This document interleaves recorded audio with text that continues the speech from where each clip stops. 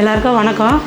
என் பேர் Rajeswari. ME life care ஹாஸ்பிட்டலில் நான் ஹவுஸ் கீப்பிங் சூப்பர்வைசராக ஒர்க் பண்ணுறேன். ஹாஸ்பிட்டலில் தான் கிருமிகள் அதிகமாக பரவும். அதை க்ளீன் பண்ணுறது எங்களுடைய பொறுப்பு. எல்லா இடத்துலையும் ஒரே மாப்பு யூஸ் பண்ணக்கூடாது. அதனால் இன்பேஷண்ட் ஏரியாவில் ப்ளூ மாப்பு, அவுட் பேஷண்ட் ஏரியாவில் க்ரீன் மாப்பு யூஸ் பண்ணணும். திடீர்னு ஒரு பிளட்டு கொட்டிடுச்சு, அந்த பிளட்டை நம்ம எப்பவுமே போல் மாப்படிக்கிற மாரி அடிக்கக்கூடாது. இப்போ அந்த பேஷண்ட் யாருமே மெரிக்காது இருக்கிறதுக்காக நம்ம ஃபஸ்ட்டு சைன் போர்டு வைக்கணும். அதுக்கப்புறம் ப்ராப்பராக நம்பர் ரெடி ஆகணும். இந்த பிளட்டில் என்ன இருக்குன்றது நம்மளுக்கு தெரியாது. அதனால் நம்ம ப்ராப்பராக ரெடி ஆகிட்டோம்னா அதை பிளட்டு மேலே ஸ்ட்ரைட்டாக ஒரு துணி வச்சோ அதெல்லாம் எதுவுமே துடைக்கக்கூடாது. சோடியம் ஹைப்போக்ளோரைட்னு ஒரு சொல்யூஷன் இருக்குது. அந்த சொல்யூஷன் டைரெக்டாக யூஸ் பண்ணக்கூடாது. 200 ml water, 50 ml sodium hypochlorite solution mix பண்ணி தான் நம்ம யூஸ் பண்ணணும். அது நம்ம ஸ்ப்ரே பண்ணி அந்த சொல்யூஷனை ஒரு 30லேருந்து ஒரு 20-25 நிமிஷம் வரைக்கும் நம்ம வெயிட் பண்ணி தான் அதை நம்ம க்ளீன் பண்ணி எடுக்கணும்.